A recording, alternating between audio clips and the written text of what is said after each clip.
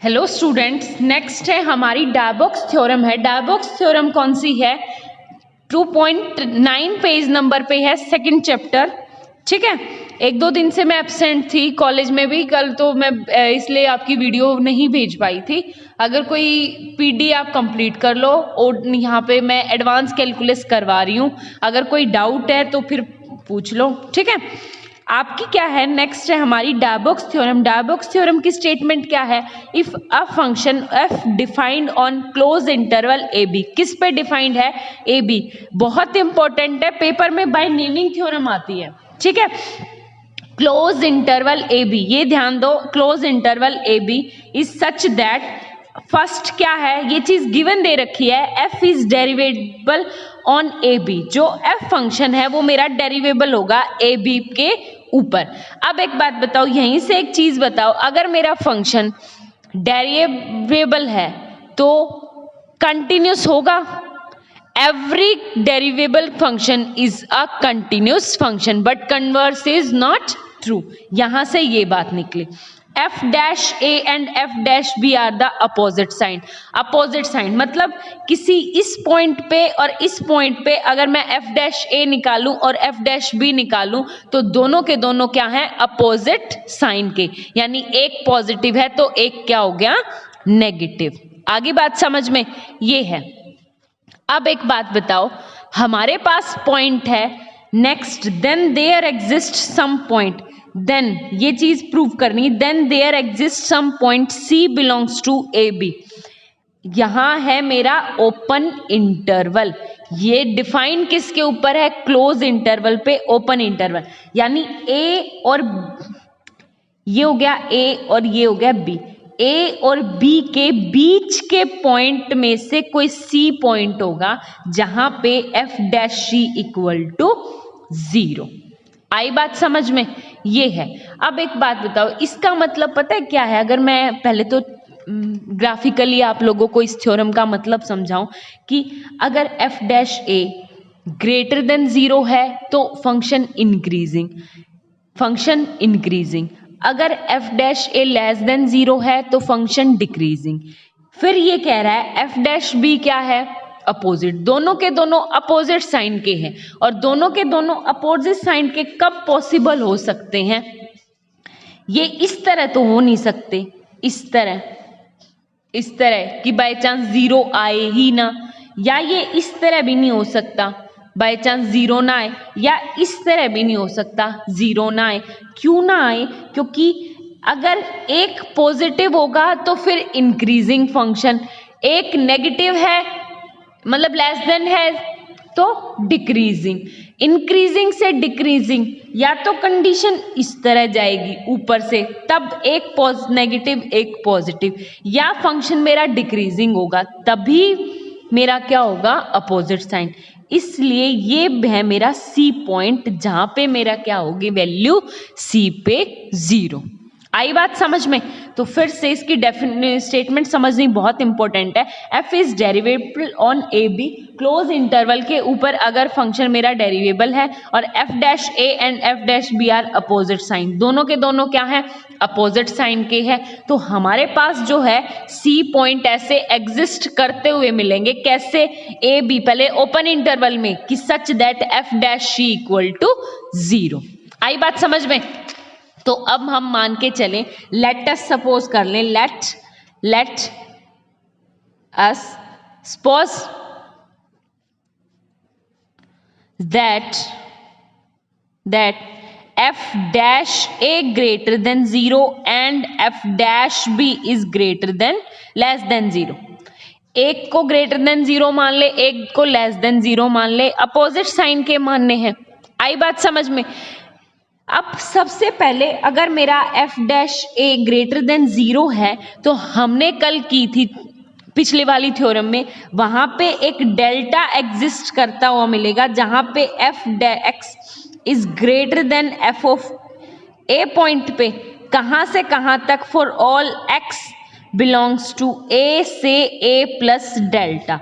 लेकिन ए और बी दो है तो यहाँ पे डेल्टा 1 मान लो, यहाँ पे भी डेल्टा 1 मान लो। ठीक है, ये चीज करवा चुकी हूं। कल करवाई थी कि ए से ए प्लस डेल्टा में कंडीशन ये सेटिस्फाई करेगी।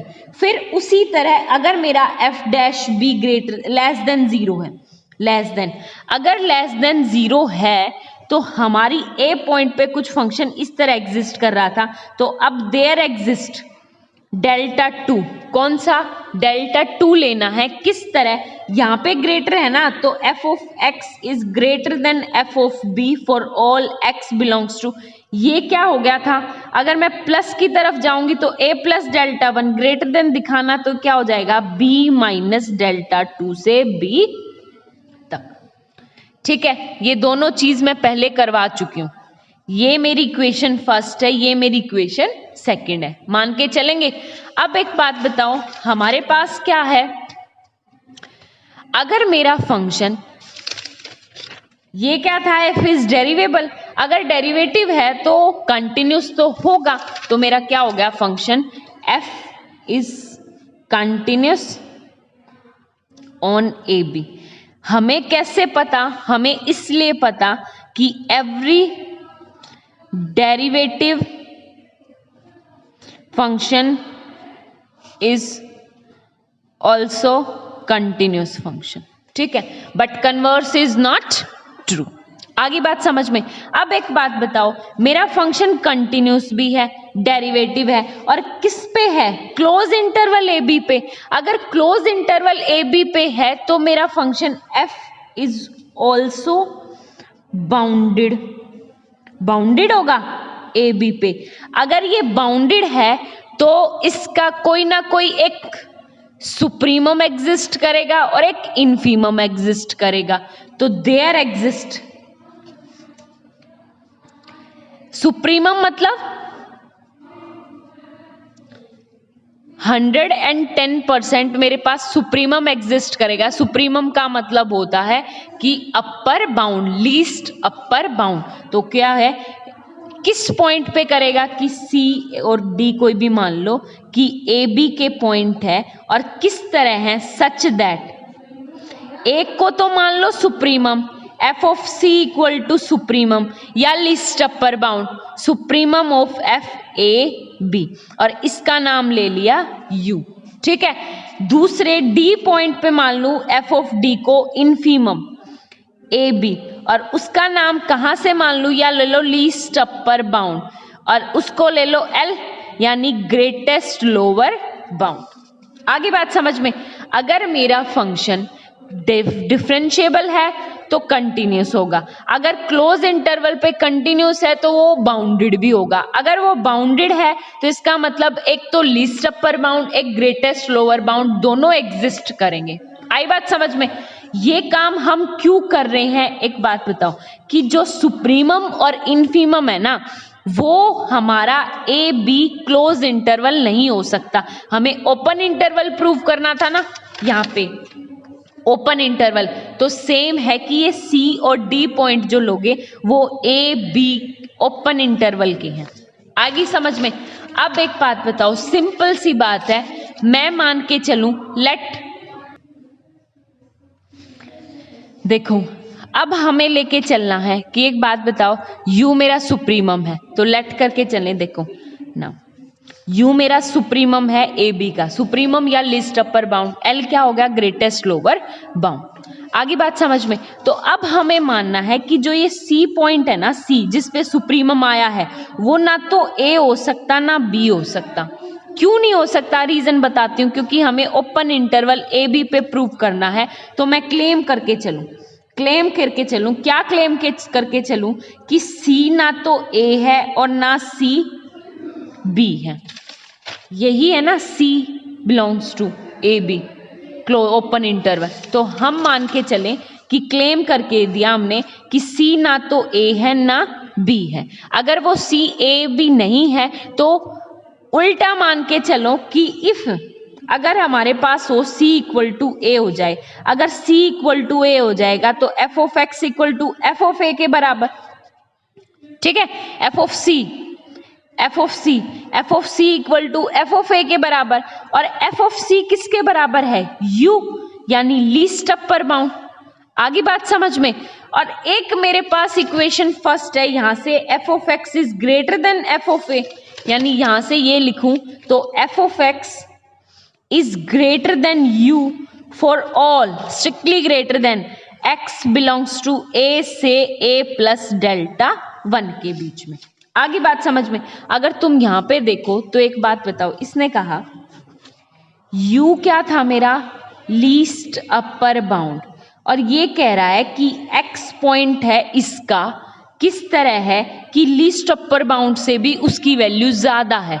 तो ऐसा तो पॉसिबल नहीं हो सकता, क्यों? क्योंकि u is the supremum. u अगर सुप्रीमम है तो ऐसा एक्स एग्जिस्ट ही नहीं कर सकता कि इस कंडीशन को सेटिस्फाई करे। आगे बात समझ में। तो ये क्या आ गया, कंट्राडिक्शन आ गई। कंट्राडिक्शन मतलब c इक्वल टू a तो हो ही नहीं सकता। आगे बात समझ में। अब मान के चलें if c equal to b, अगर c b के बराबर है तो f ऑफ c क्या हो जाएगा, f ऑफ b मतलब u मतलब लीस्ट अपर बाउंड या बोलो सुप्रीमम। आगे बात समझ में, u के बराबर। अब हमारे पास था क्या, f of x is greater than f of b by equation second. देखो ये by equation second f of b किसके बराबर है, u के, for all x belongs to b minus delta 2 से b के बीच में। आगे बात समझ में। अब एक बात बताओ, एक ऐसा x एग्जिस्ट करता है जिसकी वैल्यू सुप्रीमम से भी बड़ी है, तो ये तो क्या आ गई, कंट्राडिक्शन आ गई। आगे बात समझ में, ये क्या आ गई, मेरे पास कंट्राडिक्शन आ गई। इसने इसमें कहा कि एक ऐसा x एग्जिस्ट करता है जिसकी वैल्यू u मतलब सुप्रीमम या लीस्ट अपर बाउंड से बड़ी है, और ऐसी कोई वैल्यू एग्जिस्ट नहीं कर सकती क्योंकि लीस्ट अपर बाउंड जो है वो सबसे बड़ा है सेट का। अगर वो सबसे बड़ा है तो उससे बड़ी कोई वैल्यू एग्जिस्ट नहीं कर सकती। तो क्या आ गई, कंट्राडिक्शन मतलब c b के बराबर नहीं हो सकता। आगे बात समझ में।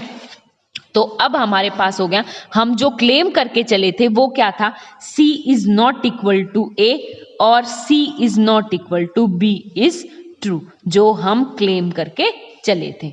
आगे बात समझ में। अब एक बात बताओ, c ना a में है ना b में है। ये पहले तो क्या था कि c बिलोंग्स टू a भी क्लोज इंटरवल।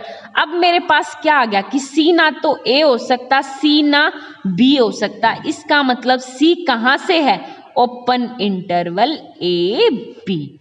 यही हमें प्रूव करना था। देखो c belongs to a b।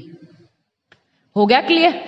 अब एक बात बताओ, यहां से लो तुम, अब प्रूव क्या करना है, अब हमें सेकंड चीज प्रूव करनी है, टू प्रूव कि f of dash c equal to 0 prove करना है। अगर 0 प्रूव करना है तो हम मान के चले कि एक बार तो माने let f of c is greater than 0, and एक बार सेकंड केस में क्या माने कि f of c is less than 0।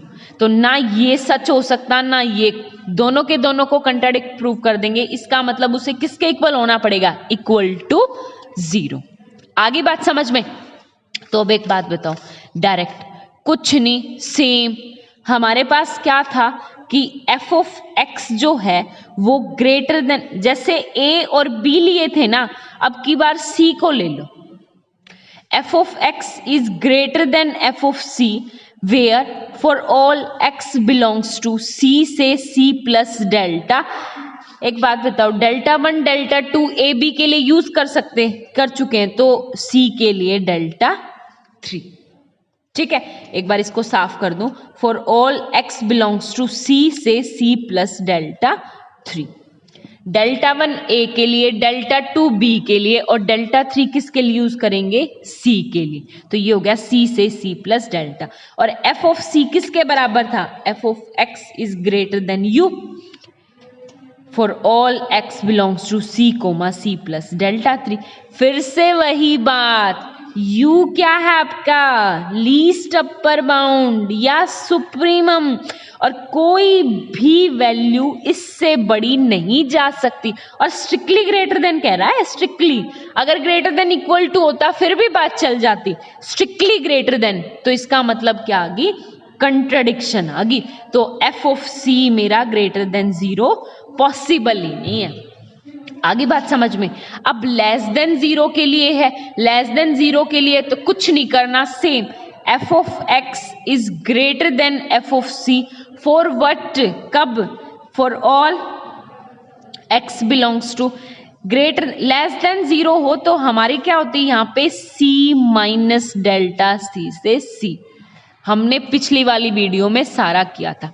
Same ये क्या है, u, F of x is greater than you, greater than you यानी u क्या है, लीस्ट अपर बाउंड, इसका मतलब क्या है, नॉट पॉसिबल, यानी क्या आ गई फिर से, कंट्राडिक्शन। अब एक बात बताओ, एफ ऑफ डैश सी ना ग्रेटर देन 0 पॉसिबल है ना लेस देन 0 पॉसिबल है, तो क्या होना पड़ेगा, एफ ऑफ डैश सी को 0 के बराबर होना पड़ेगा। आगे बात समझ में, बस यही प्रूव करना था। ये थी आपकी डार्बॉक्स थ्योरम, मोस्ट इंपॉर्टेंट है, पेपर में जरूर आती है हर बार, स्टेटमेंट तो 110% आएगी 2 नंबर में। मेरी तरफ से आपकी जो एक्सरसाइज है 2.1 कंप्लीट हो चुकी है, कोई क्वेरी हो तो पूछ सकते हो। Thank you.